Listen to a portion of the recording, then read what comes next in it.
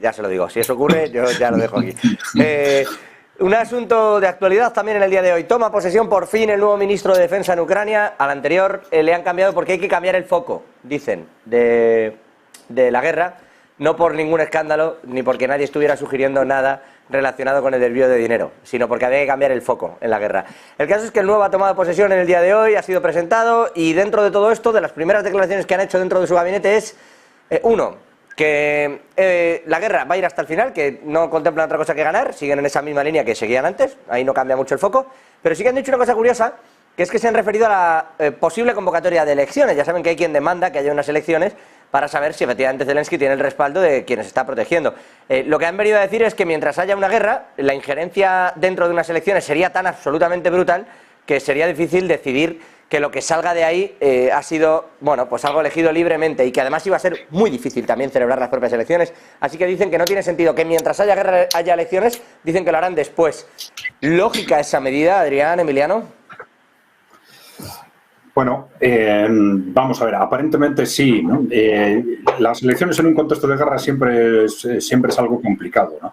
Pero, claro, especialmente en este caso nos encontramos desde una perspectiva a corto plazo con una dinámica de guerra en la que está suponiendo un sacrificio humano impresionante. Lo que no sabemos hasta qué punto la opinión pública ucraniana está empapada de esto, pero lo que vemos en las imágenes de cómo se está reclutando la gente de forma forzada, que cada vez es más difícil conseguir que los reclutamientos sin ir a por las personas y cazarlas en la calle, en la oficina, donde estén, ¿no? Y cómo hay una dinámica bélica de un sacrificio humanos muchas veces inútiles, constantes. Es muy fácil que esto esté repercutiendo en la opinión pública de una forma tremenda y que estallara con motivo de una convocatoria electoral.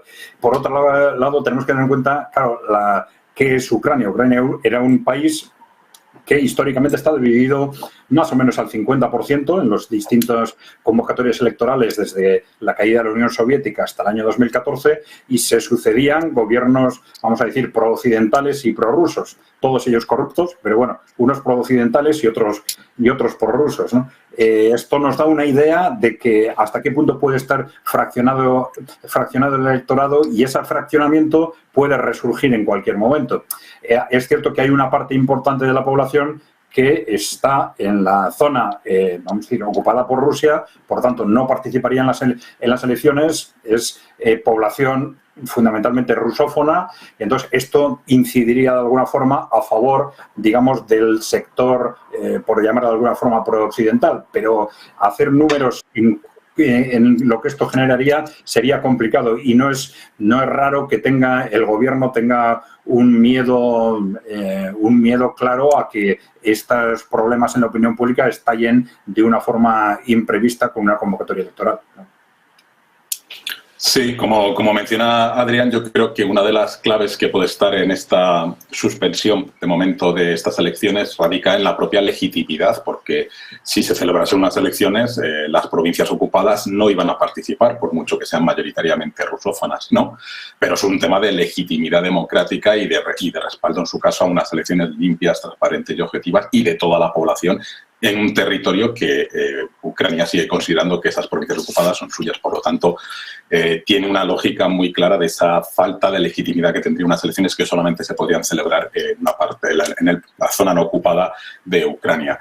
Y luego, adicionalmente, hay un tema también logístico. Para celebrar elecciones, pues tienes que crear toda una logística en el país, y con los bombardeos continuados, bien a través de drones, bien a través de misiles, pues es imposible garantizar la seguridad de los votantes. Por lo tanto, entra dentro de la lógica, porque en todo caso, si se pudieran celebrar, seguramente, habida cuenta de cómo va la guerra, la resistencia, el no haber salido el primer día de la operación especial, pues probablemente Zelensky ganaría, a pesar de esos aspectos de corrupción.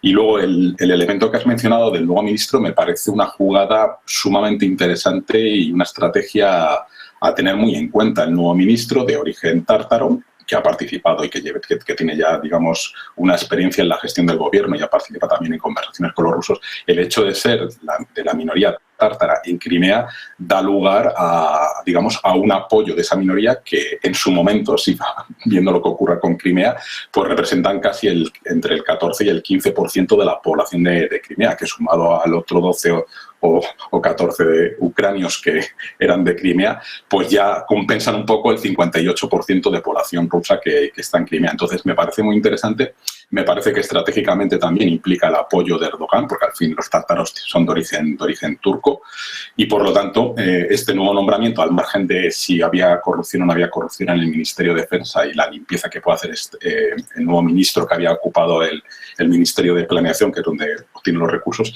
me parece que geoestratégicamente también tiene un impacto muy, muy importante. ¿Y ahora qué? Porque hemos hablado aquí muchas veces, bueno, va a haber paz, no va a haber paz. Adrián el otro día también creo que comentaba, bueno, se nos va a hacer largo. Esto no va a ser para mañana, pero